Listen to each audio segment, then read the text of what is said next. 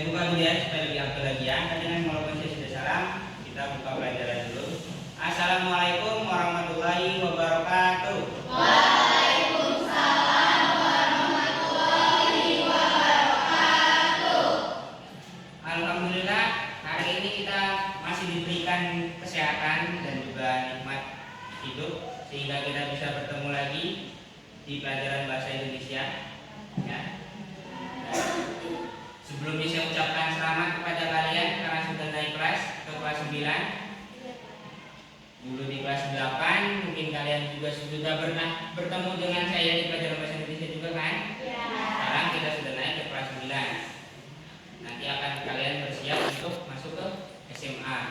Jadi mohon untuk selalu bersungguh-sungguh saat belajar supaya nantinya hasil yang kita dapat juga akan maksimal. Oke? Nah, oke, sebelum kita mulai, alangkah baiknya ketua kelas untuk pimpin doa terlebih dahulu. Silakan ajak pimpin doa.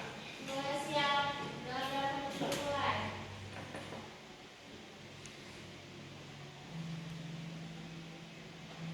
Doa selesai. Assalamualaikum warahmatullahi wabarakatuh. Waalaikumsalam warahmatullahi wabarakatuh. Ya, kita absen terlebih dahulu ya. Oke. Yang pertama Aca, kemudian Andre, Aditya sakit. Ada suratnya? Oh ini ya. Kemudian Artika, kemudian Azahra, Azahra Putri, Debi, kemudian Faiz, Alfa. Faiz ini sudah sering waktu kelas 8 ya. Tolong nanti disampaikan ke Faiz kalau misalkan memang dia ada keperluan ya, sebisa mungkin dia kirim surat atau orang tuanya datang ke sekolah kasih tahu misalkan dia izin atau dia sakit ya.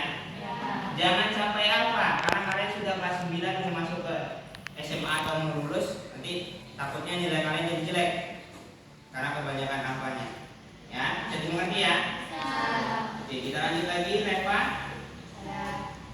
Revo. Nah, oke. Berarti yang tidak masuk hanya Faiz dan Adit ya. Oke, nanti disampaikan ke Faiznya ya. Oke, kita mulai pelajarannya. Tapi kayaknya sebelum kita mulai pelajaran, kursinya dirapi-rapikan dulu. Kemudian yang ada sampah-sampahnya tolong diambil-ambil dulu. Sudah bersih?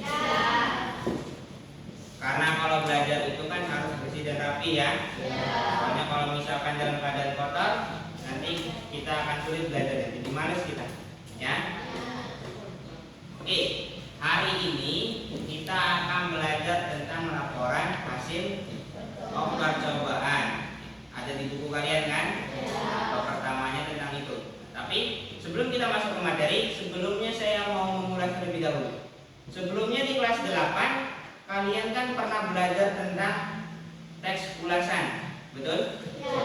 Nah, adik masih ingat nggak teks ulasan itu apa? Karena ini nanti teks ulasan akan berhubungan dengan teks laporan hasil percobaan. Coba teks ulasan, ada yang masih ingat nggak? Ya, coba apa kira-kira?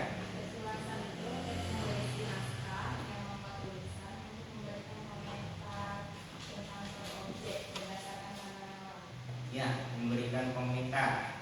Ada lagi yang mau menambahkan? Ya.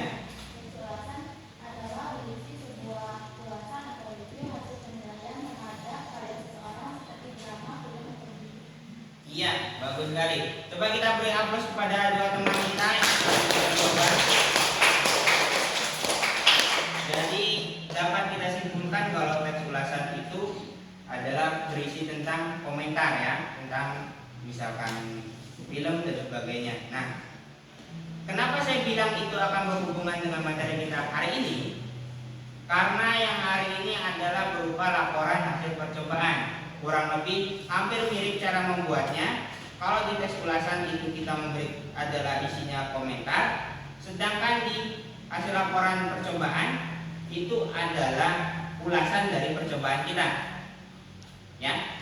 Nah, kita sebelum masuk ke penjelasan dan lain-lain, nanti akan saya tampilkan ke PowerPoint. Cuman saya akan lebih mendalami terlebih dahulu, mengenalkan ke kalian tentang bagaimana itu tes laporan hasil percobaan. Nah, sebelum masuk ke sana, kira-kira dulu kalian pernah bikin percobaan atau enggak? Nah, coba saya mau tanya, siapa yang sudah pernah bikin percobaan?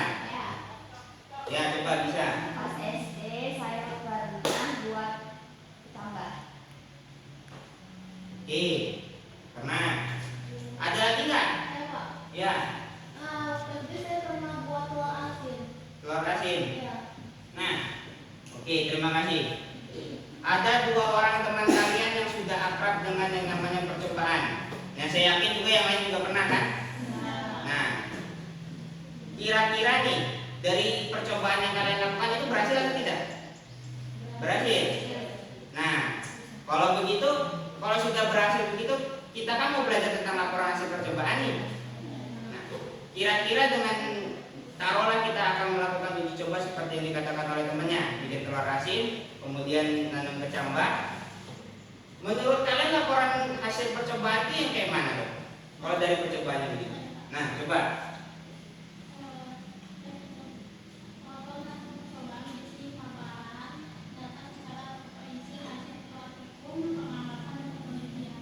Nah, oke, hasil pengamatan dan penelitian. Nah, sama kan hampir mirip dengan ulasan tadi. Kalau ulasan kan kita memberikan komentar atau mengulas sesuatu seperti film dan lain-lain. Nah, oke, ada lagi nggak yang punya gambaran tentang laporan hasil percobaan? Ya Pak, Ya, coba Andre. teks yang digunakan untuk melaporkan hasil percobaan atau eksperimen ataupun laporan yang digunakan oleh peneliti untuk praktikum. Nah, oke, masuk akal. Kita beri aplaus ke teman-teman yang sudah.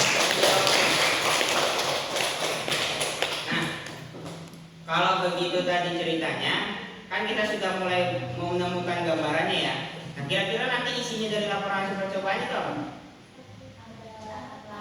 Nah, kemudian tahap-tahap membuat eksperimennya. Nah, kemudian apa lagi? Nah, perkembangannya bagaimana, kemudian nanti mulai dari hari ini ada yang bertambah atau tidak, baru nanti kita akan buat kesimpulan. Kira-kira kan begitu kan? Nah, oke, kalau sepertinya kalian sudah mulai paham tentang laporan hasil percobaan, betul atau tidak? Nah, kalau begitu kita akan mulai masuk ke materinya, ya. Karena kita sudah membahas di awal tadi, sudah mulai mengenal tentang kulit dari laporan hasil percobaan. Nah, untuk sekarang kita akan mulai masuk ke materinya. Oke, sudah siap? Nah, sebelum sampai ke materi, saya akan sampaikan dulu apa yang akan kita capai atau apa yang harus kita capai dalam pembelajaran ini. Capaian pembelajaran kita, yang pertama adalah kalian bisa mengidentifikasi apa itu laporan hasil percobaan. Kemudian yang kedua, seperti apa struktur laporan hasil percobaan. Dan yang ketiga, kalian mampu membuat laporan hasil percobaan. Sampai di sini bisa dimengerti? Nah, kira-kira dari ketiga itu yang harus kita capai, dan saya harap kalian mampu untuk sampai ke sana. Bisa dimengerti ya? Sebelumnya, supaya kita lebih semangat lagi dan lebih fokus, saya akan tampilkan PowerPoint supaya kita enak untuk belajarnya. Kemudian nanti akan saya berikan pertanyaan ke kalian. Nanti setiap slide-slide-nya kita akan saling tanya jawab supaya kita lebih mengerti. Kemudian nanti akan kita praktikkan bagaimana itu membuat laporan hasil percobaan. Atau kalau mungkin nanti tidak memungkinkan, kita akan mengulas kembali. Ya, kalau misalkan masih ada waktunya. Sampai sini bisa dimengerti ya? Oke. Sebelum kita mulai, silakan fokus lagi. Ya. Kita sudah kelas 9, jadi kita harus lebih fokus dalam belajar karena kita mau persiapan masuk ke SMA, ya. Jadi SMA itu yang favorit agak sedikit sulit untuk dimasukkan, ya. Jadi kalian diusahakan nilai-nilainya harus bagus-bagus, ya. Jadi belajarlah yang rajin. Sudah fokus, maka kita akan mulai dari sekarang. Sudah siap, ya? Oke. Berikut adalah laporan hasil percobaan.